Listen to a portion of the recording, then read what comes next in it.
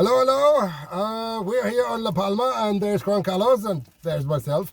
And we're having a little break just now because the ash rain is quite strong.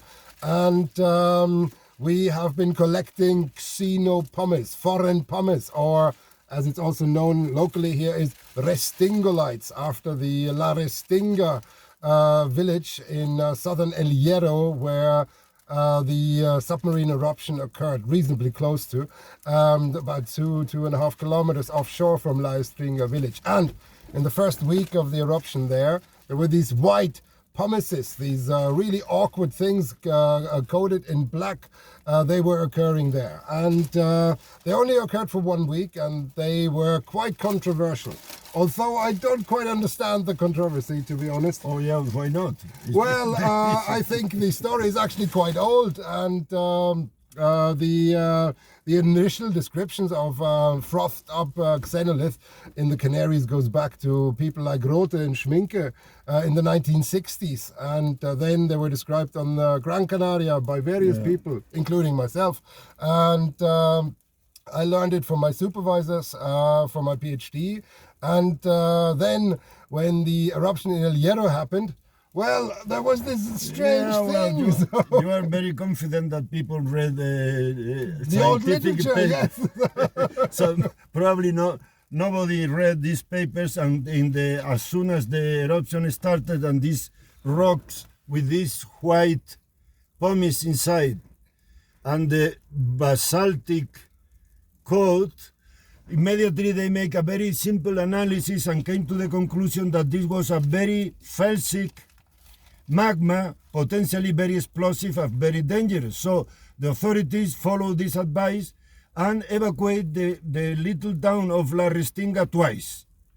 And then came the conclusion that in the papers was already published decades before. Absolutely. That this was a completely different origin. This was sediments, oceanic sediments, several kilometers thick, on where the islands rest, and when the magma comes out to feed the eruption, take these sediments, melted sediments, and make this pumice that is coated with the basaltic.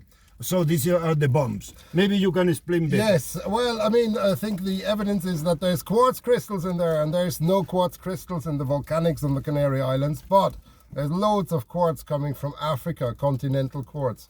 Also the oxygen isotopes, that's a chemical fingerprint. They are very typical for sediment and not like magmatic rocks from the islands here.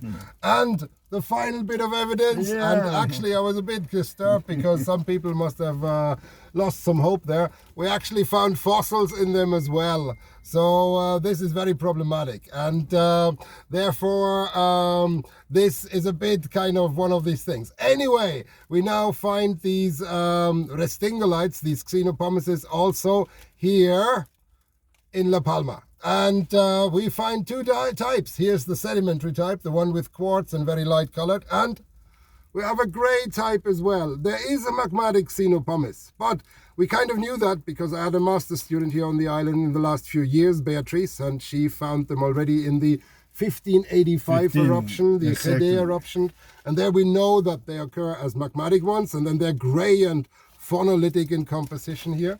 And we have also the really felsic, the high silica ones, and they have a signal with a mineral signal with quartz, and that means they're sedimentary.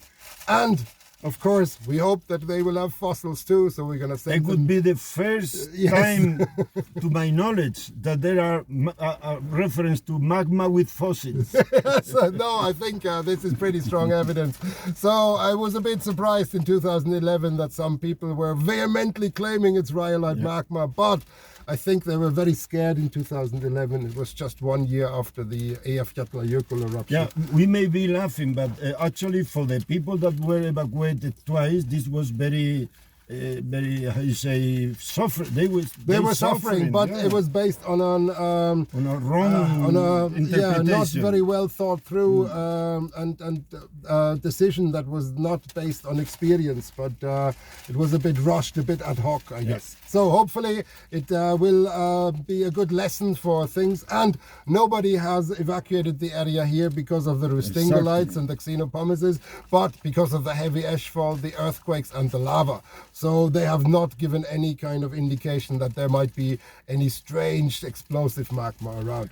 Thank God. So I think things are getting a little better. Unfortunately, this eruption has been very, very important. Maybe 10 times more important than the previous one, the Teneguía eruption in 1971, that also occurred in a very little population there. Yes. Here in Los Llanos, Daridán is a fairly flat place and is heavily, densely populated. So even that they evacuated 6,000 people before the eruption started, actually. A lot of houses and a lot of it's emotional, very, very painful for these people. Sure, I understand that, but this is in a way good, because at the moment there are still rescues going on for pets mainly. I've seen the veterinary people coming in today, and they were rescuing some chicken. They were obviously left behind, but all the people are safe, and that's the most important. Not a single victim. And that is quite an accomplishment. And so, in the Teneguía eruption, although the eruption was small, there were two human victims. Yes. So we discussed that previously. But I think we have to go back doing some more Xeno-Pumice sampling, and my battery is running a little short as well. So I say thank you very much for tuning in. I hope that explained the information you see on Twitter and various other places. So about these Xeno-Pumices, these Ristingolites, and I hope it puts it a little into context. They are known for 60 years or so, and most of them are actually sedimentary in origin, but some magmatic ones occur as well. Some material is picked up and it froths up when heated, but it is not an indication that there is any strange gas-rich or silica-rich magma around, because that would be a very different thing. Then we get Schlieren textures and much more complicated signals. Anyway, thank you for listening, and all the very best. Bye-bye. bye-bye.